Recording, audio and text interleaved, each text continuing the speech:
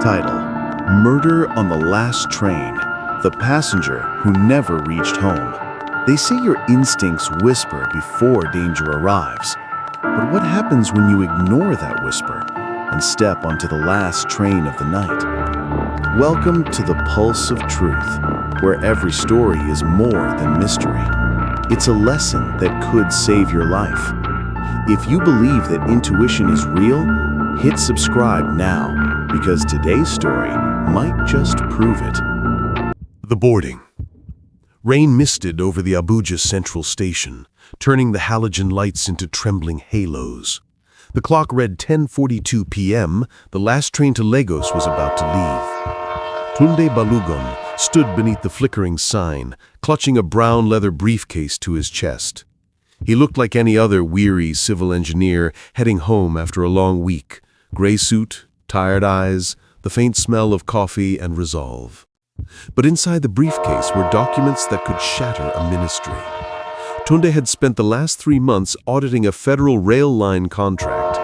What he found wasn't just inflated budgets, it was theft on a national scale. Billions diverted through ghost suppliers, signatures forged, people silenced. He'd copied everything, and tonight he was on his way to Lagos to hand the evidence to a journalist who'd promised protection. He could have flown. He could have waited until morning. But something told him to leave now, before accidents started happening. As he crossed the platform, his phone buzzed with a final text from an unknown number. They know. Trust no one on that train. He stopped. The wind cut through the station, cold and sharp. Then came the conductor's shout. Last boarding for train 217A, Abuja to Lagos. Tunde hesitated. His intuition whispered, don't go. But logic and fear of seeming paranoid pushed him forward. He boarded. Inside the carriage. Carriage 3B smelled of metal and perfume. A few passengers sat scattered in the dim light. A woman in a crimson dress scrolling her phone. A teenager dozing beneath headphones. A bulky man in a dark agbada, eyes hidden behind tinted glasses though it was night. Tunde took a seat by the window. The hum of the train masked his heart. As the train lurched forward, he glanced at the man in agbada. The stranger's reflection in the glass seemed to be watching him. He turned away, opened his laptop and pretended to work. But unease crawled through him like electricity in his skin. Across the aisle, the woman in red spoke without looking up. You look tense, sir. First time taking the night train? Tunde smiled politely. Long day. She slipped the phone into her purse. Sometimes it's not the day that's long. It's what follows you from it. Her words landed heavy. Before he could reply, the lights flickered. The train rumbled into open country, rain slapping against the windows. But first home. At 11:17 p.m., the train entered a tunnel in Abuja. The lights dimmed to emergency red. Passengers shifted uneasily. The conductor's voice crackled over the speaker. Ladies and gentlemen, just a brief technical stop. Remain calm. Tunde glanced behind him. The man in agbada was no longer in his seat. His heart skipped. He looked up and down the aisle, no sign of him. A faint metallic thud echoed from the rear compartment. Tunde stood, clutching the briefcase. The woman in red caught his wrist. Where are you going? She whispered. To check something. Her eyes hardened. Don't. Not in the dark. He hesitated, then sat back down. The train jolted once, twice, then continued. When the lights steadied, the man in agbada was back in his seat, smiling. The confrontation. Midnight. Most passengers slept. The rhythmic clatter of wheels filled the silence. Tunde felt eyes on him. He turned. The man in agbada leaned forward. Mr. Balogun, he said softly. Tunde froze. Do I know you? The man's grin was calm. Let's say we have mutual employers, Tunde swallowed. You're from the ministry? The man's fingers tapped the armrest. I'm from the part that handles problems before they become headlines. Tunde's mouth dried. You shouldn't talk to me. Oh, I'm not talking. I'm warning. He walked toward the lavatory. The door slid shut. Seconds later, a muffled pop. Small, sharp, almost like a champagne cork. The train shuddered. The woman in red gasped. What was that? Tunde rose and found a single spent cartridge rolling on the floor. No one else seemed to notice. The door to the lavatory opened slowly. Empty. The vanishing. By 2:03 a.m., the rain had stopped. The train thundered across the night plains. Tunde tried to keep calm, whispering a prayer. Then his phone lit up. Unknown number. You were warned. A cold hand gripped his chest, not physical, but deep inside. He looked around. The carriage felt smaller, the air thinner. The woman in red reached into her purse. If you trust me, she said quietly, when the train stops next, don't step off. Why? Because not everyone who leaves this train comes back. Before he could answer, the lights died completely. Darkness swallowed them. Screams, a gunshot, then silence. Morning after. At 6:20 a.m., train 217A rolled into Lagos Central. Police boarded, yawning and impatient. Manifest shows 27 passengers, said the conductor. We have 26 now. Who's missing? The inspector asked. He checked his list. Seat 3B, name Tunde Balogun. They searched every carriage, every restroom, every cargo bay. No blood, no body, no briefcase. The CCTV system showed only static during the blackout. When the picture returned, seat 3B was empty, as if the man had evaporated. Only one thing remained on the window, a faint fingerprint, and 3 words traced in condensation. Listen to yourself. Tunde Balogun heard the warning. He felt the danger breathing beside him, but he doubted himself, and the truth took him before dawn. Trust your intuition. It's the voice that speaks when the world stays silent. The disappearance. The Lagos Central Station was already awake when Detective Amaka Nuosu stepped onto the platform. The city was loud. Horns, shouts, the grinding of trains. But under it all was a silence only she could hear. The silence of something wrong. Amaka was not new to death. She'd seen what humans could do to one another, on the streets, in mansions, behind uniforms. But this case felt colder. A passenger missing from a sealed train. No sign of struggle, no body, no evidence, just a name. Tunde Balogun, a government engineer, and 3 words written in condensation. Listen to yourself. The investigation begins. The platform officer saluted her stiffly. Detective, we've reviewed the security feeds. All 30 cameras on that train went blank for exactly 6 minutes during the blackout. She frowned. Coincidence?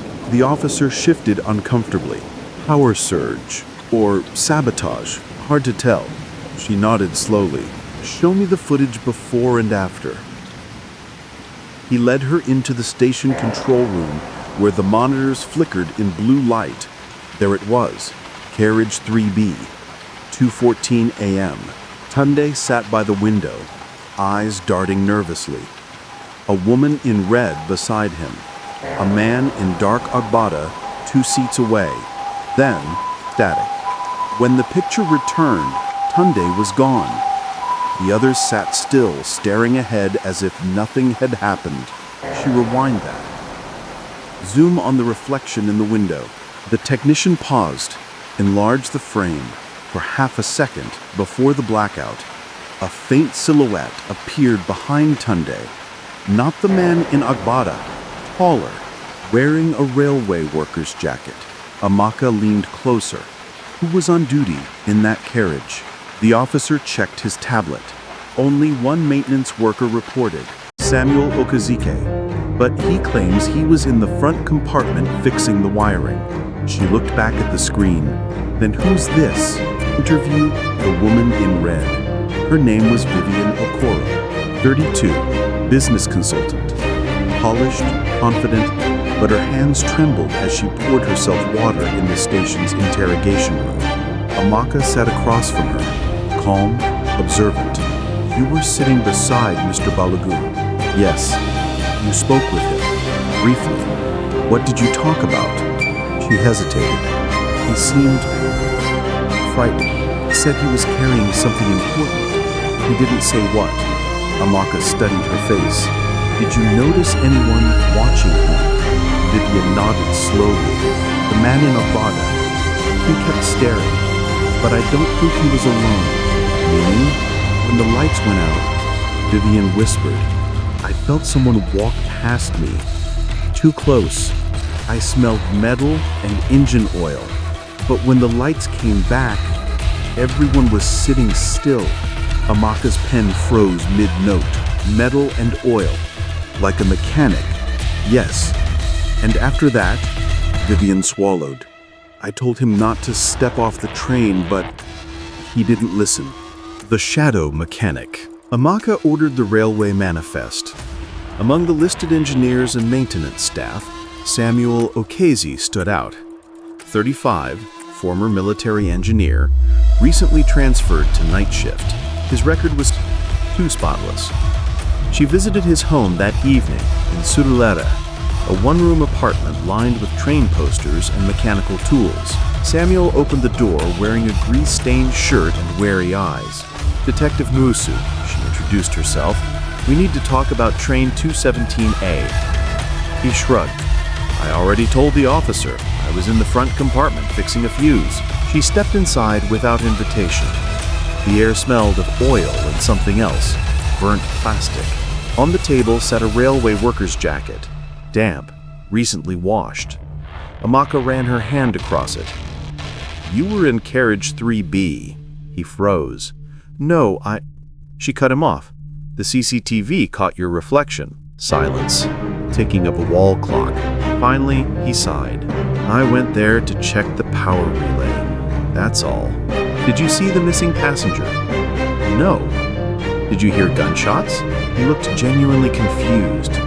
Gunshots? No. She studied him. His heartbeat, visible through the pulsing in his neck, was too fast for innocence. Where were you during the blackout, exactly?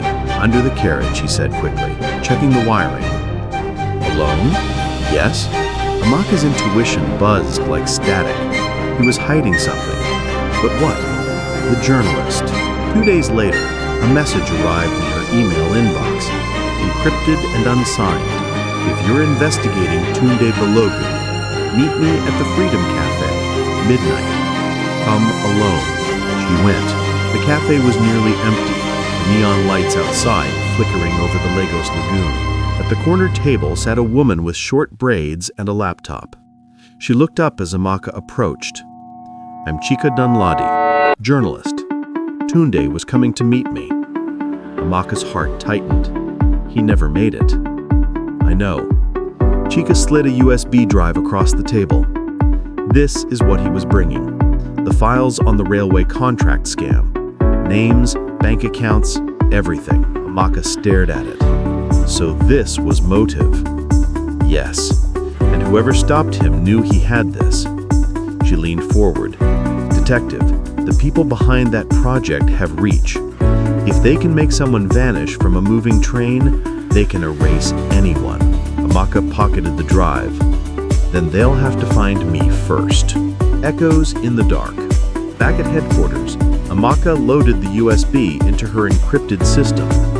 Files, spreadsheets, scanned signatures, hidden payments. But one name appeared repeatedly. Honorable Eze Maduka, Minister of Transport. She sat back. Her chest felt tight. Maduka was untouchable, the kind of man who smiled on TV while others disappeared in the shadows. Then, a sound. She looked up. The overhead lights flickered. Her office door creaked open by itself. No one there. just a faint smell of engine oil. The warning. The next evening, as she left the station, a black SUV slowed beside her. The tinted window rolled down. "Detective Nusu," said a smooth male voice. Honorable Eze Maduka himself sat inside, smiling. "I hear you're investigating the train incident." "Yes, sir. Routine follow-up." "Good. I trust you'll close it quickly. Accidents happen. We don't need conspiracies." She met his gaze. "With respect, sir, passengers don't just vanish." His smile faded slightly. "Sometimes people vanish because they choose to ignore friendly advice." The SUV rolled away. Maka's intuition screamed, "He knows." Returned to the scene. That night, she boarded the same night train, carriage 3B. Her partner, Officer Dare, protested. "Madam, it's risky." "I need to feel what he felt," she said. The train pulled away from the station, rocking gently into the darkness. She sat by the same window seat. The reflection in the glass seemed to shimmer. For an instant, she thought she saw Tunde's face. Then came the tunnel. The same tunnel. Lights flickered. Red glow. Amaka held her breath. From behind, she heard footsteps. Slow. Steady. She turned. No one there. Another step. Closer. Then a whisper. Low and hoarse. "He didn't jump." She spun around. The door to the lavatory creaked open by itself. Inside, scratched in the metal wall with something sharp, were the same 3 words. "Listen to yourself." The discovery. The next morning, technicians examined the lavatory wall. Under UV light, traces of blood appeared. Not fresh, but unmistakable. DNA confirmed it was Tunde Balogun's. Amaka exhaled. So he was killed here. The forensic officer frowned. "Maybe, but there's more. The laboratory floor hatch was tampered with. Leads directly under the train, meaning someone could dump a body mid-route." "Exactly." Amaka stared at the blueprint. The tunnel near Kuje, the same spot the lights went out, had an emergency maintenance shaft. If the killer opened that hatch while the train slowed, they could throw the body into the shaft, and no one would ever know. She whispered, "He didn't just vanish. He was erased." Cliffhanger. Later that night, as Amaka reviewed the evidence in her apartment, she heard a knock. "Who's there?" she called. Silence. Then, an envelope slid under the door. Inside, a single train ticket for the next Abuja-Lagos night train. And a note. "If you want the truth, take the last train again. This time, don't come alone." She looked up slowly. Through the window, across the street, someone stood in the rain, wearing a railway jacket, watching her. Detective Amaka Nuosu learned what Tunde ignored, that the whisper inside you is sometimes louder than any evidence, but the closer she gets to the truth, the more dangerous it becomes. The train is still running, and the next passenger could be you. Voices in the tunnel. The Abuja sky was heavy with thunder when Detective Amaka Nuosu boarded the platform once more. She carried 2 things, a small recorder in her coat pocket and the certainty that someone on this train had killed for silence. Officer Dare waited by the entrance. "Madam, are you sure about this?" Amaka glanced at the night stretching beyond the station lights. "Truth hides in the dark, Dare. That's where we'll find it." They stepped on to train 217A, the same number, the same route, the same ghost humming through its steel bones. Carriage 3B looked ordinary again. The seats smelled of disinfectant, the broken light had been replaced, but the air was wrong, too still, as if the train itself remembered what had happened. Among the passengers were faces she'd seen in the manifest, a priest clutching a Bible, 2 university students whispering over a phone, and at the far end, Vivian Okoro, the woman in red. Their eyes met. Vivian gave a faint nod, fear mixed with guilt. Amaka and Dare took the seats opposite her. Ms. Okoro, Amaka began quietly. You didn't mention you'd booked another night ride. Vivian's smile was brittle. Sometimes you go back to where nightmares start to see if you were really awake. Amaka understood. Then stay close. If anything happens, you run. The whistle blew. The last train pulled out of Abuja at 10:45 p.m. The whisper returns. By midnight, the passengers had dozed off. Outside, lightning split the sky, illuminating the vast emptiness of the countryside. Amaka pressed the recorder's button and whispered, Train 217A, second investigation ride, 0120 hours. Objective, capture any environmental or audio anomalies. A faint hiss filled the earphones. Then, through the static, a voice barely audible. He didn't jump. Her pulse quickened. Dare, did you hear that? He frowned. Hear what? The voice came again, stronger this time, threaded with pain. They threw me into the dark. Amaka clutched the recorder. Tunde! The train jolted violently. Lights flickered red. Someone screamed 2 carriages ahead. The second blackout. Power died completely. Only emergency strobes blinked, turning faces into pale ghosts. Stay calm. Everyone remain seated. Then, bang! Metal against metal. The sound came from beneath the floor, like something striking the rails. Dare crouched, drawing his flashlight. Under the carriage! Amaka knelt beside him. Through the floor vent, she saw movement. A gloved hand unscrewing a panel from below. Someone's underneath us. Maintenance shaft! The train began to slow as it neared the Kuje tunnel, the same place where Tunde vanished. She stood, shouting toward the driver's cab, Full stop, now! But the PA system crackled to life with a male voice that wasn't the driver's. Detective Nwosu, curiosity kills quietly. The train plunged into the tunnel, total darkness. The trap. The sound of boots echoed in the corridor. Amaka drew her service pistol. Dare covered the rear door. Then, metal against metal. Smoke filled the carriage, thick and chemical. Gas! Dare coughed. Amaka pulled out her scarf, pressed it over her mouth, and kicked open the nearest window. Cold air rushed in, and with it, a stench of oil. Through the haze, she saw a figure at the far end, wearing a railway jacket, face hidden by a welding mask. Stop right there, she yelled. The figure tilted its head. He said the same thing. It rasped. Before she could fire, the person dropped through the floor hatch and vanished. Amaka leapt forward, grabbed the edge, and looked down. Beneath the train, a maintenance walkway glistened with rain. She jumped. Beneath the train, noise roared overhead. The engine's thunder, the screech of wheels. Her flashlight beam sliced through the darkness, revealing damp stone and rusted pipes. A worker's ladder led deeper underground. She followed, heart hammering. At the bottom was an old service bay, abandoned, filled with crates and cables. In the center lay a makeshift table. On it, an ID badge, Tunde Balogun. Next to it, a half-burned file, stamped Confidential, Ministry of Transport. She picked it up and froze. Behind her, a voice spoke from the shadows. Detective Nwosu, you should have stayed off this train. She turned slowly. Standing there, holding a pistol fitted with a silencer, was Samuel Okezi, the maintenance worker.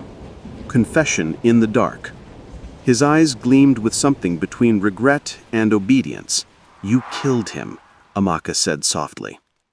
I didn't want to, he murmured.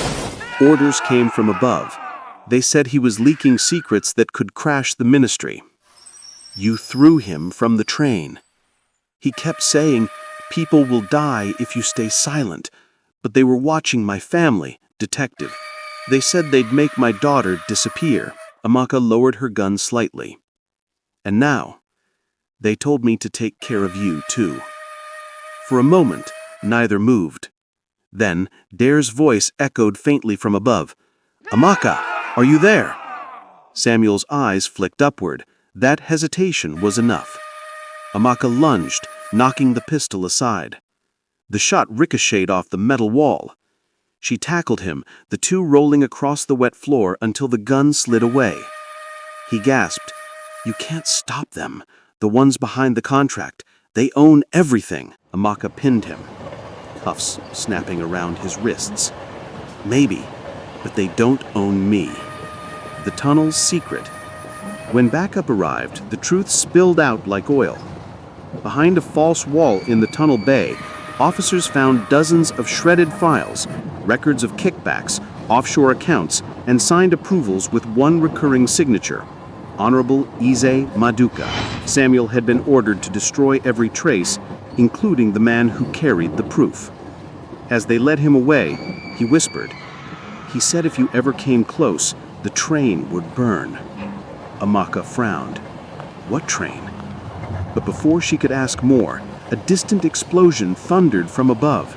The night train's rear engine burst into flames. Passengers screamed. Amaka ran toward the ladder. The rescue. Smoke billowed through the tunnel. She climbed back onto the tracks, coughing, eyes stinging. Vivian Okoro was helping a child through a shattered window. "Move toward the emergency exit, now!" A second blast rocked the carriage. Metal twisted. Dare pulled her clear just as the rear compartment collapsed into fire. Sirens wailed in the distance. Within minutes, the blaze was contained, but the last train was gone. A skeleton of steel glowing red. Amaka watched the flames die and whispered, "They tried to erase it again, but not this time." Aftermath. By dawn, Samuel Okezi was in custody, confessing on record. The files recovered from the tunnel, combined with Tunde's original USB, were enough to open a full corruption inquiry. Honorable Ise Maduka resigned within 48 hours. But he vanished before arrest, leaving only rumors of a private jet leaving Nigeria the night the story broke. Amaka stood on the empty platform, the morning sun breaking through the haze. Beside her, Vivian Okoro clutched a rosary. "Do you think justice really happens?" Vivian asked. Amaka smiled faintly. "Justice starts when we stop ignoring the voice inside." Tunde heard it. We didn't. She looked down the tracks where the last Companies. And one recurring pattern. Payments made to a freight company called Blue Horizon Logistics. Head office, Kaduna Rail Yard. The return to the rails. When Amaka arrived at the Kaduna yard, night had already swallowed the tracks. The smell of oil and wet dust hung in the air. The wind carried a faint whistle from an idle train engine, the kind that felt alive even when it slept. She stepped onto the platform, flashlight cutting through the dark. Somewhere, deep within, a radio crackled softly to life, then went silent. Then she heard it. A voice. "Detective Nwosu, you still chasing ghosts?" Her heart stilled. Maduka stepped from the shadows, wearing a tailored suit and the calm smile of a man who had killed before breakfast and still made it to his 10 a.m. meeting. "You don't look surprised," he said. "I stopped being surprised by evil. I just document it." He chuckled. "You think you've won? You arrested a worker. You burned a train. But the system still runs, detective. Just with new passengers. You murdered an innocent man. He wasn't innocent. He was naive. He thought truth could move faster than power." Her hand brushed the butt of her pistol. "That's the thing about power. It always underestimates the truth." Maduka took a slow step closer. "Do you know why I came back? Because guilt always returns to the scene?" He smiled. "Because I own the scene." He gestured around them, the silent yard, the waiting train, the shadows stretching like steel veins. "You see ghosts, detective. I see opportunity." Then his voice hardened. "Walk away. Delete those files. I can make you very rich." She tilted her head. "And if I say no?" He sighed. "Then you'll join Balagan. You'll never reach home." The final train. The train engine roared to life behind him, gears groaning like a beast waking from sleep. Amaka backed away, gun raised.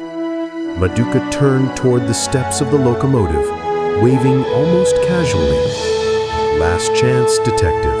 You always underestimate the last one," she said. He frowned. "What?" She clicked a recorder in her pocket. His entire confession, every word, had been transmitted live to her backup team waiting outside. Distant sirens pierced the night. Maduka's expression changed from confidence to fury. "You!" Before he could finish, the floodlights snapped on. Armed officers emerged from the dark, weapons drawn. "Honorable Eze Maduka, you are under arrest." He bolted toward the train. The engine surged forward. Amaka sprinted after him, grabbing the railing just as the locomotive began to roll. "Stop!" she shouted. Maduka climbed toward the cabin. "You can't stop a moving train, detective." Then came the sound. Metal grinding against metal. The train's brakes screamed. Maduka stumbled, slipped, and fell backward. He hit the tracks hard. The wheels didn't stop. Amaka turned away. When the train halted, all that remained of the man who ruled Nigeria's rails was silence and blood between the sleepers. After the smoke. Weeks later, rain washed over the same platform where it all began. Abuja Central Station. People rushed. Trains departed. Life moved on. But in carriage 3B, seat by the window, a small brass plaque now read, "In memory of Tunde Balagan." He listened, too late. Maka sat quietly in that seat, looking out at the rain. Vivian Okoro joined her, holding 2 cups of coffee.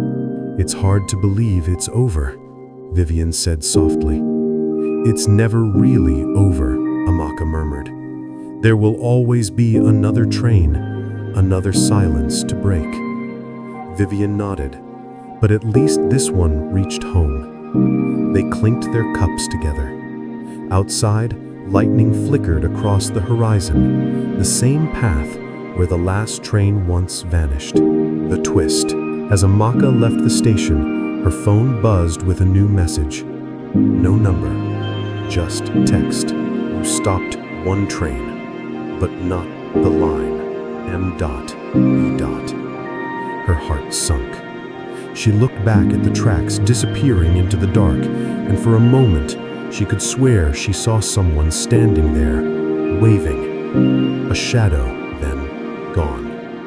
She whispered to herself, "The truth never dies. It just waits for the next passenger." The last train carried more than passengers. It carried a warning. Tunde Balagan ignored his intuition, and it cost him his life. Detective Amaka Nuosu followed hers, and it revealed the truth. Never silence the voice within you. Your instincts are your shield in a world that hides knives behind smiles.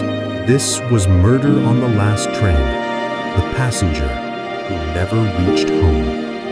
If this story taught you something, don't just watch. Subscribe to the pulse of truth. Because the next story might not just entertain you, it might save you. See you in my next post. Thank you for watching.